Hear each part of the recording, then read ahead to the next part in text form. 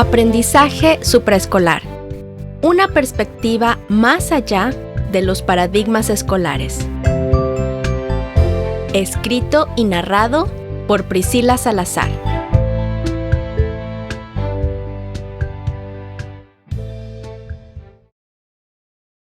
Sección 3.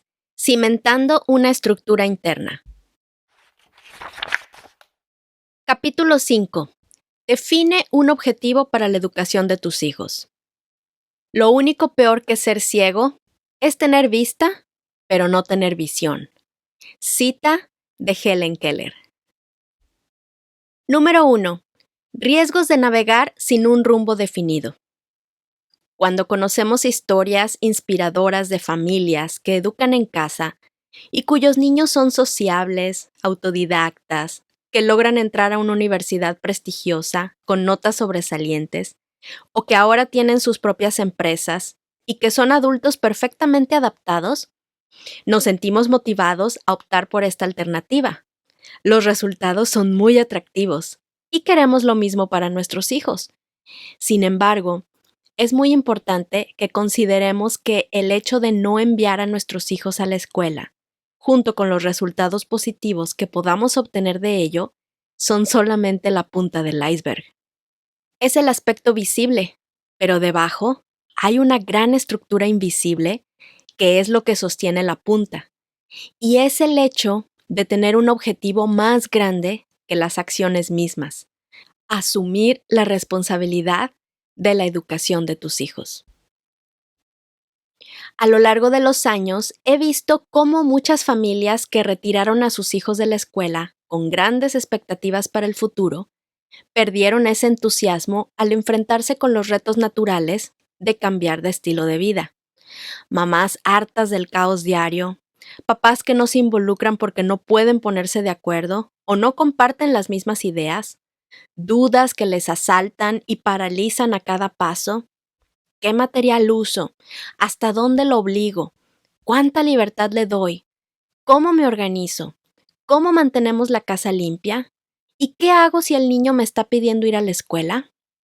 Vi niños ser ubicados 1 o 2 años escolares más abajo porque cuando sus padres decidieron escolarizarlos otra vez, no tenían el nivel suficiente para estar en el grado que les correspondía. Niños que tuvieron que soportar miradas y preguntas inquisitorias por parte de maestros y compañeros, y cuyas relaciones familiares y sociales se vieron más afectadas que al principio. Muchos de estos padres estaban deseosos de un cambio en sus vidas, pero no lograron ver más allá de ese deseo para transformarlo en un objetivo que les diera estabilidad y permanencia. Creyeron haber encontrado la solución a sus problemas en la alternativa de educar sin escuela, y cuando las circunstancias no fueron tan favorables como ellos esperaban, abandonaron todos sus anhelos para buscar una mejor solución. Antes de tomar cualquier decisión, es necesario tomar en cuenta algunas consideraciones. Educar sin escuela no es más que una herramienta. Imagínate que compras un artefacto para la cocina, una olla de cocimiento lento, por ejemplo, y por el hecho de tenerla allí, crees que ya vas a tener comida en la mesa todos los días. Sí existe esa posibilidad, pero la olla en sí misma no es la solución. Tú debes tener en mente qué quieres cocinar con ella y luego entender cómo se usa y luego usarla para ver los resultados. Educar sin escuela no es la solución que va a resolver todos tus problemas. Educar sin escuela es solamente una herramienta que puede funcionar en las manos de un papá que tiene una visión, un objetivo a lograr, y entonces decide que esta es la mejor vía para lograrlo. No podemos esperar que por la simple razón de ya no llevar a los niños a la escuela, todo se va a solucionar. O poner una fecha límite para ver resultados y mientras tanto, cruzarnos de brazos esperando que lleguen. Y si no funciona, ir a buscar otra solución. La solución a tus problemas está dentro de ti. Educar en casa no significa traerte la escuela a la casa. Una vez que hemos decidido que los niños no irán otra vez a la escuela, la pregunta natural que viene a continuación es, ¿y qué plan de estudios vamos a seguir ahora? Si observamos con detenimiento, esta duda surge desde una perspectiva escolarizada. Si dejo de depender de un sistema, ¿de quién dependeré ahora? ¿Recuerdas el concepto de escolarización del que hablábamos anteriormente? Ese concepto que me hace creer que si alguien no viene y me ayuda, yo no puedo hacer nada. No hay nada de malo en utilizar un plan de estudios. Muchos lo hacemos. La diferencia radica en tomar el control. Cuando tú tienes un objetivo, tienes la claridad para decidir en cada momento cuáles son las mejores herramientas que te permitirán alcanzarlo. A diferencia de escoger un sistema para seguirlo o de estar angustiado por ir al mismo ritmo del sistema escolarizado o de obtener las certificaciones correspondientes para ir bien con el sistema. En un escenario eres seguidor, en otro tú eres el guía. Proteger a tus hijos no significa enseñarlos a vivir en contra de todo. Muchos de nosotros como padres buscamos proteger a nuestros hijos de influencias nocivas o experiencias negativas, por lo que consideramos que no enviarlos a la escuela es la vía para lograrlo. Sin embargo, protegerlos no significa vivir criticando a la escuela y al sistema o bajo una mentalidad que levanta el puño en contra de todo. Una persona con una actitud respetuosa, que coopera proponiendo ideas creativas, puede tener mucha más influencia que aquella con una actitud rebelde que solamente busca expresar su inconformidad sin el interés de cooperar. Si estamos asumiendo la responsabilidad de la educación de nuestros hijos, debemos considerarlo no solamente como un beneficio personal, sino colectivo. Nuestras sociedades se verán afectadas o beneficiadas por el tipo de ciudadanos que nosotros aportemos. Y si bien no queremos aportar gente sin criterio ni opinión propia, que se conforma con seguir las instrucciones de un sistema para hacer que éste permanezca, tampoco queremos formar gente altanera que no es capaz de aportar sus talentos a la sociedad, ni influir en ella para que se dé un cambio, debido a su rebeldía y falta de cooperación. Estamos educando para producir gente que salga y pueda influir en la sociedad de manera eficaz. Y para ello, debemos darles las herramientas de socialización y de liderazgo que les abran puertas y les permitan aportar sus talentos y beneficiar a muchos, no solamente a sí mismos. Educar sin escuela no es estar a la última moda. Cuando nació mi primer bebé, todo lo relacionado con la maternidad y crianza era nuevo para mí. En el curso de preparación para el parto que tomé, me invitaron a unas sesiones de estimulación temprana. Yo nunca había escuchado acerca de eso y entonces comencé a investigar más. A medida que leía y me enteraba de todos los beneficios disponibles para mi bebé, comencé a entrar en una especie de pánico por no poder obtener el mayor número de productos y cursos para asegurarme de que mi bebé estuviera obteniendo lo mejor. Hasta que descubrí que mucho de todo eso no era más que mercadotecnia y que mi bebé podía recibir suficientes estímulos dentro de un ambiente natural y sin gastar una fortuna. A lo que voy con esto es que con el deseo de darle lo mejor a nuestro hijo, podemos caer en las trampas de la moda y la mercadotecnia y entrar en ese pánico de querer ir a la vanguardia para asegurarnos de estar proporcionando la mejor crianza sin meditar en lo que hacemos. Aunque hacer homeschooling pudiera parecer muy cool o ponerse de moda durante ciertas épocas o dentro de ciertos círculos sociales, Si verdaderamente quieres asumir la responsabilidad de la educación de tus hijos, no puedes tomar decisiones con base en modas o en la opinión de quienes te rodean. Necesitas tener un objetivo en mente acerca de lo que quieres para tus hijos y después decidir cuáles herramientas son las que mejor te ayudarán a lograrlo. Cambiar de estilo de vida no es la solución a tus problemas económicos. Existe un debate sobre el costo de educar sin escuela. Unos dicen que es más barato y otros dicen que es más caro. Yo creo que si tú tienes bien claro cuál es el estilo de vida que quieres llevar, entonces tomas las decisiones que sean necesarias e incluso te sacrificas en donde sea necesario con tal de hacer posible ese estilo de vida que deseas vivir. Por otro lado, si en este momento te estás viendo limitado económicamente y debido a eso estás considerando la alternativa de educar sin escuela, yo te invito a que medites bien en tus objetivos a largo plazo, en lo que quieres lograr en la vida de tus hijos. Puedes plantearte algunas preguntas como estas para descubrir tus verdaderas motivaciones. Si tuvieras el dinero suficiente, ¿en qué lo usarías? ¿Seguirías enviando a tu hijo a la escuela? ¿Lo emplearías en conseguir materiales o cursos extraescolares? Cambiar de estilo de vida debido a que no queda de otra puede ser muy frustrante. Implica que vivas con un sentimiento continuo de anhelar algo más, lo que puede limitar el entusiasmo y la creatividad para usar al máximo los recursos del momento. Tú estableces el marco de referencia, no la escuela. A muchos de nosotros, cuando recién dejamos el sistema convencional atrás, lo primero que se nos ocurre es buscar cómo superar a la escuela con lo que hacemos en casa.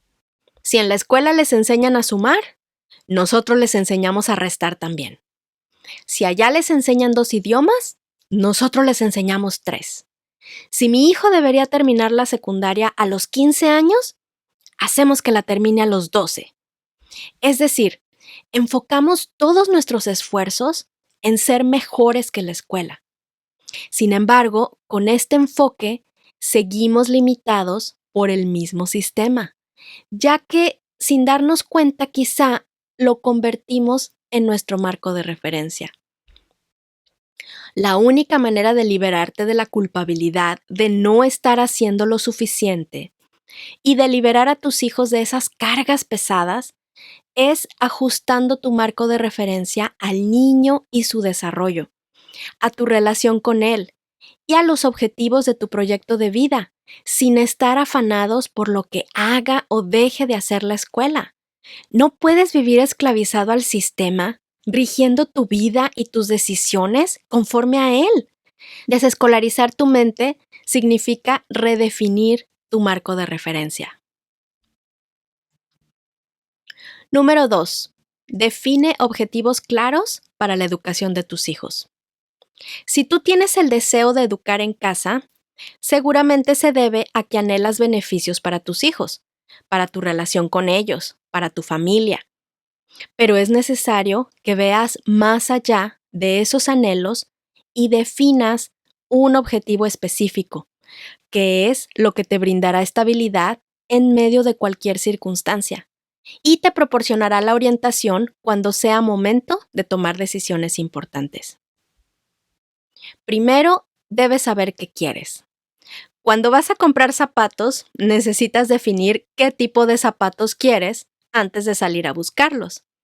Cuando no sabes si lo que tú quieres son sandalias para el calor, o botas para el frío, o tenis para hacer deporte, te la pasarás dando vueltas por el centro comercial sin saber qué elegir. Pues cualquier zapato puede ser una buena opción, pero no existe ninguna referencia para saberlo. Cuando tienes claro lo que quieres, también tienes la capacidad para evaluar todos los elementos antes de tomar decisiones asertivamente.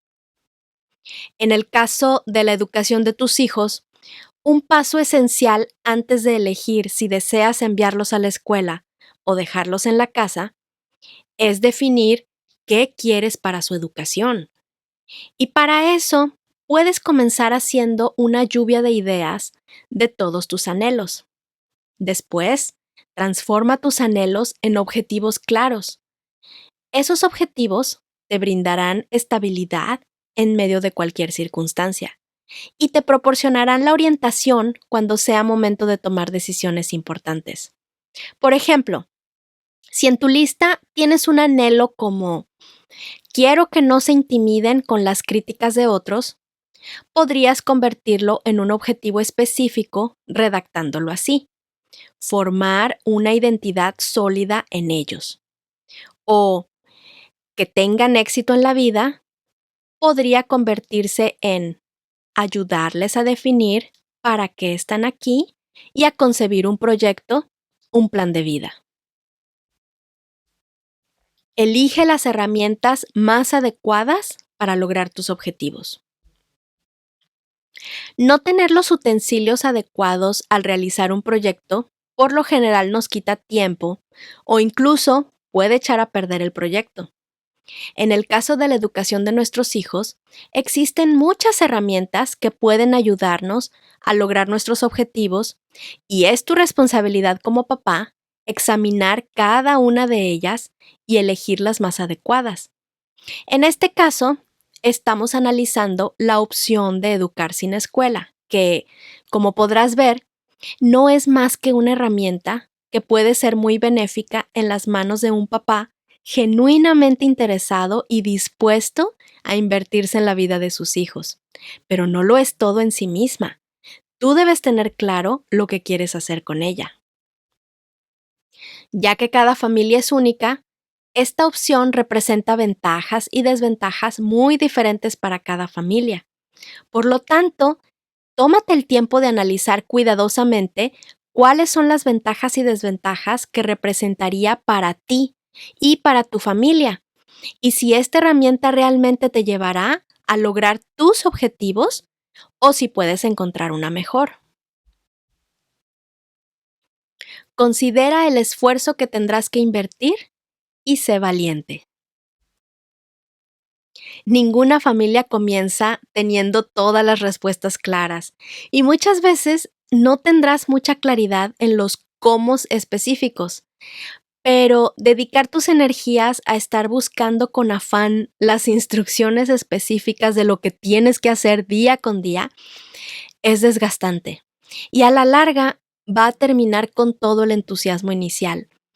Sin embargo, sí es importante sentarte a calcular todas las demandas, el esfuerzo y, ¿por qué no?, los sacrificios que esta decisión te requerirá y si estás dispuesto a transformar tu estilo de vida. Cuando no estás bien seguro de dar este paso, es mejor dejar que la idea repose y vuelva a despertar cuando sea el tiempo indicado.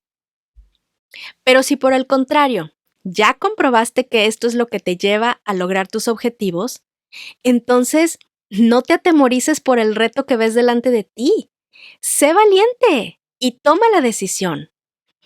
Ten presente tu meta final y recuérdala día con día, paso a paso. Lo único que puede darte firmeza y seguridad, aún en los días difíciles, es el recordar tus metas y los motivos básicos por los que estás realizando todo este esfuerzo. Número 3. Trabaja en el cimiento antes de ir a comprar los libros. Mi papá es arquitecto. Él me ha platicado que en una obra la fase de cimentación puede llevarse hasta un 40% de la inversión total de dinero, tiempo y esfuerzo. Además de que no se ve, pues todo queda enterrado. Los clientes a veces se desesperan y hasta creen que su dinero está siendo desviado, ya que ningún avance es notorio más que el gasto. Mi papá les decía, estamos en la etapa en que estoy enterrando tu dinero, literalmente. Una vez que la cimentación está lista y comienzan a edificar sobre la superficie, entonces el avance es muy rápido y visible. Pero si no se tomaron el tiempo para cavar y enterrar bien los recursos al principio, lo que sí se ve puede caerse. Como mencionaba más atrás, el hecho de no enviar a nuestros hijos a la escuela, junto con los resultados positivos que podamos obtener de ello, son solamente la punta que podemos ver.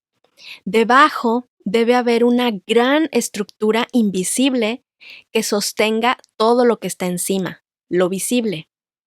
A lo largo de mi experiencia como hija de unos padres cuyo anhelo siempre fue el de fortalecer su estructura familiar, y como madre ahora cuyo anhelo principal es el mismo, puedo identificar dos pilares esenciales que deben sostener esa estructura: la conexión y la identidad.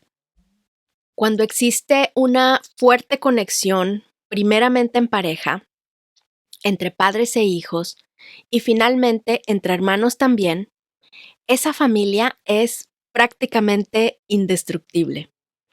Esa base sólida les permite avanzar y atravesar por crisis fuertes sin que sus lazos se debiliten, sino más bien haciéndose cada vez más fuertes. La conexión es la base de cualquier cosa que quieras construir encima. Sin conexión, no tienes nada. Con conexión, lo tienes todo. Y por otro lado, una identidad bien definida es lo que le da sentido a la vida de una persona. Conocer el sentido de tu vida es lo que te permite saber hacia dónde vas sin perderte en el camino. En los siguientes 2 capítulos hablaré con más detalle de estos dos pilares fundamentales, la conexión y la identidad. Pero para terminar con este capítulo, me gustaría platicarte un poco de mi experiencia familiar, de aquella época cuando mis papás recién decidieron sacarnos de la escuela.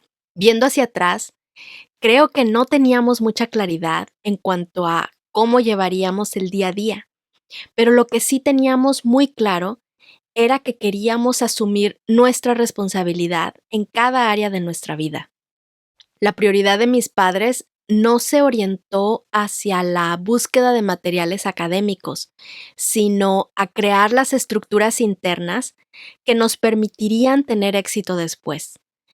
Esa época fue un parteaguas en mi vida, y en cada acción que ellos tomaron puedo identificar cómo es que su enfoque siempre fue el de fortalecer su conexión con nosotras y ayudarnos a encontrar el sentido de nuestra vida. Fortalecimos nuestros canales de comunicación. Nos dimos cuenta de que teníamos muchos conflictos sin resolver. Había resentimientos desde la infancia que nos hacían tener enemistad entre nosotras. Les guardábamos secretos a mis papás. Nos costaba trabajo llevarnos bien como familia. Éramos rebeldes y en general no teníamos una buena comunicación ni armonía en nuestra dinámica familiar. A los 18 años me di cuenta de que mis padres y mis hermanas eran unos completos desconocidos para mí, a pesar de vivir bajo el mismo techo.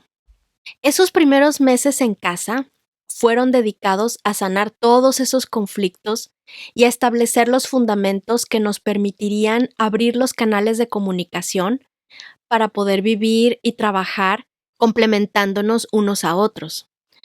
No fue fácil, y mi papá fue quien inició el proceso poniéndonos el ejemplo.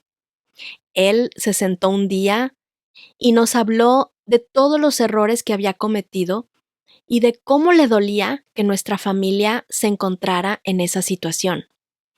Nos fue preguntando una por una si teníamos algún resentimiento en contra de él y fue escribiendo todo sin decir nada. Luego nos pidió perdón, sinceramente, por cada ofensa y nos dijo que quería que todo cambiara. Esa actitud causó un impacto tan fuerte en nuestros corazones que fue imposible no seguir su ejemplo. Nosotras también comenzamos a hacer lo mismo entre nosotras. Nos pedíamos perdón por resentimientos pasados y nos esforzábamos por abrir nuestros corazones, escuchar la otra parte, entender su perspectiva y cambiar nuestras actitudes.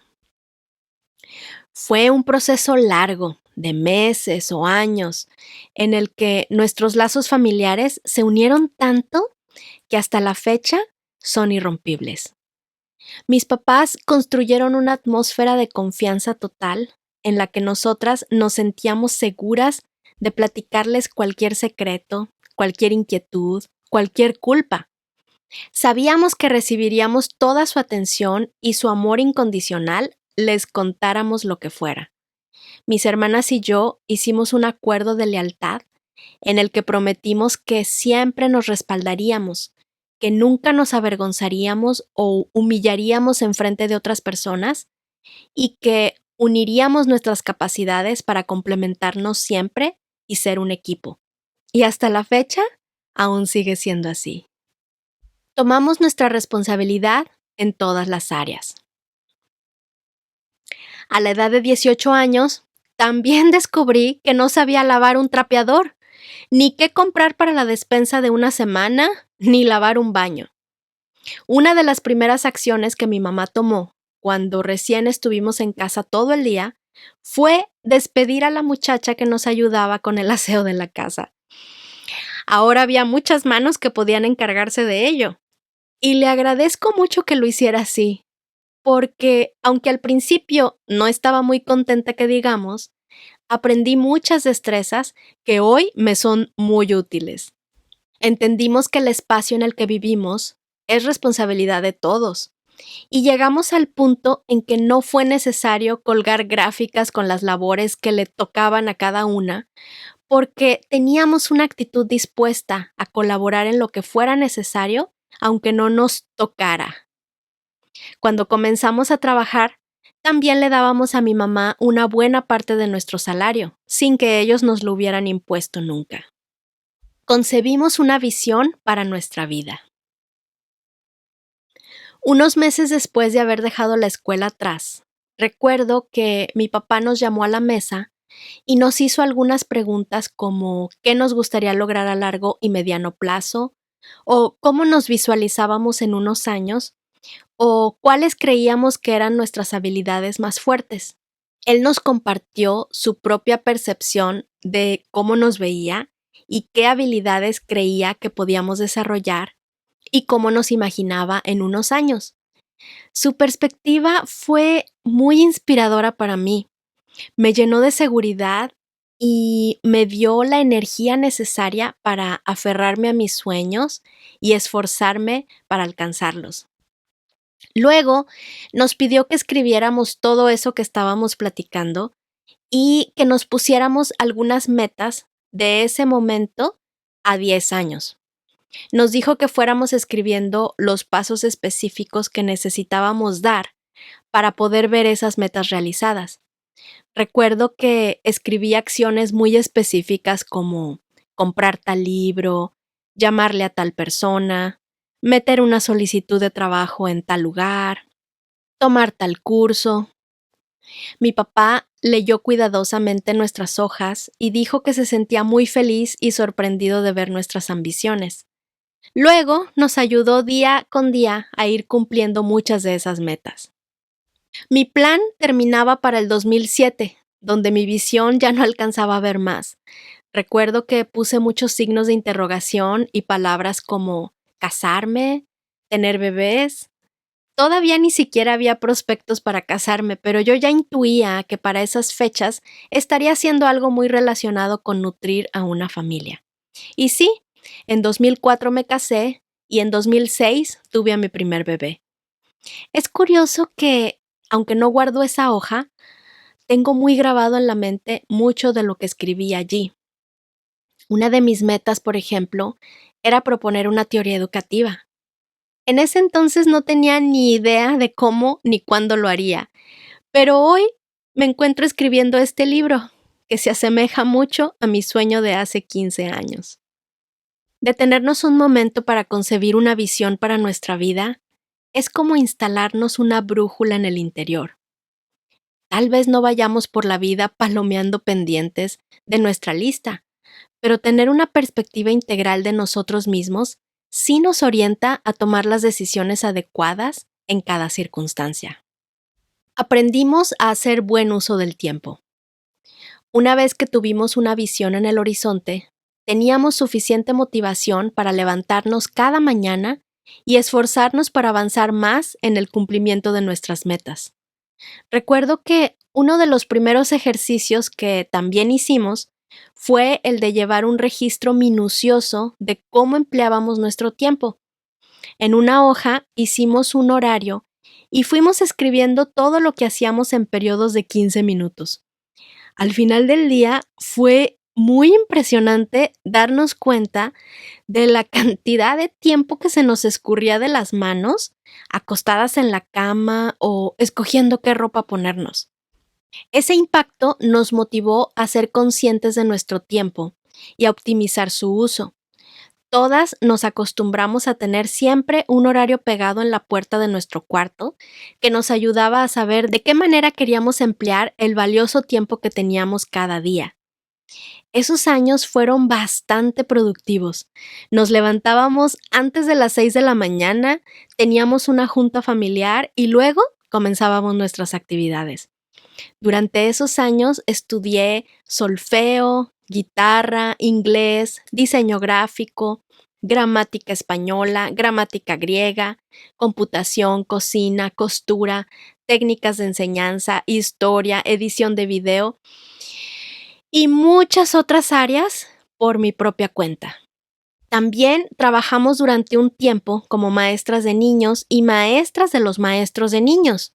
Creamos un curso de entrenamiento para maestros y lo estuvimos impartiendo en varias ciudades. Luego iniciamos una empresa familiar que producía videos de crecimiento personal para implementar en las empresas. Y nosotras estábamos encargadas de toda la producción, guiones, materiales de apoyo, videos, etc. Casi no me acuerdo de sentirme aburrida u ociosa esos días. Más bien, me sentía llena de energía, como si un motor por dentro me impulsara a avanzar sin parar. Descubrimos cómo aprender y cómo encontrar recursos por nuestra propia cuenta. En ese entonces no teníamos acceso a tantos recursos como ahora, pero aún así no nos limitábamos a lo que alguien más pudiera darnos, sino que nosotros echábamos mano de todo lo que teníamos a nuestro alcance. Usábamos los libros que teníamos en casa y también le pedíamos algunos al abuelo cuando era necesario o íbamos a la biblioteca. A veces consultábamos amigos profesionistas o a veces mi papá les pidió a algunos maestros que vinieran a la casa y nos dieran clases particulares. A veces pagamos cursos fuera de casa y a veces también fuimos a trabajar a diferentes lugares, más que por el dinero, por el beneficio de aprender la actividad. En ese tiempo, todos hicimos un viaje a Honduras y estuvimos allá por 6 meses. Fuimos junto con una organización para ayudar en el desastre causado por el huracán Mitch de 1998. Los demás jóvenes que iban con nosotros eran norteamericanos y no hablaban español, pero estando en un país de habla hispana y teniendo la necesidad de comunicarse, muchos de ellos comenzaron a aprender español por su propia cuenta. Luego venían con nosotras y nos preguntaban por qué se decía tal o cual cosa, y tratando de darles alguna explicación, me di cuenta de que me encantaba mi idioma y entenderlo a fondo. En un viaje que mi papá hizo aquí a México, le encargué que me llevara un libro de gramática española de 1944 que perteneció a mi abuelo y que yo tenía guardado. Pasé semanas leyendo ese libro, descubriendo reglas gramaticales y haciendo notas. Cuando regresamos de ese viaje, añadí a mis metas ser maestra de español para extranjeros. Y luego escribí también los pasos que debía dar para alcanzar mi meta. Conseguí más libros de gramática y seguí estudiando por mi cuenta. Luego comencé a investigar dónde podría dar clases de español a extranjeros, pero en los lugares donde pregunté me pedían un título y yo no lo tenía. Era un poco frustrante que aunque ellos reconocían que yo tenía conocimiento del tema, no podían permitirme dar clases sin un título. Un tiempo después, Encontré un diplomado de enseñanza del español como lengua extranjera en un colegio reconocido aquí en Guadalajara. Era una gran oportunidad de obtener un papel que certificara mis conocimientos, ya que no pedían ningún título para poder entrar. Después de 9 meses de clases, la directora me pidió que me integrara a su equipo de maestros para impartir las materias de ortografía, gramática y metodología en la licenciatura de idiomas de ese colegio y en el mismo diplomado que yo acababa de tomar.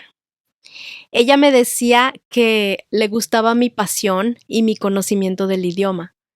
Me quedé allí por 2 años y al mismo tiempo estuve dando clases de español para extranjeros en otra escuela en donde no me pidieron ningún título cuando les dije que era maestra de ese colegio. Dejé de dar clases cuando quedé embarazada de mi primer bebé. Mi historia es una muy particular, en circunstancias muy particulares, que no pueden generalizarse a todas las familias. Cada familia vive sus propias circunstancias y también debe encontrar su propia ruta en el proceso de construir su proyecto de vida y hacerlo realidad. Sin embargo, sea que hayas decidido escolarizar o desescolarizar, es necesario que te detengas a meditar y que definas cuál es el rumbo que deseas tomar para la educación de tus hijos. Después de eso, es necesario que te inviertas en crear las estructuras internas que te permitirán tener éxito después.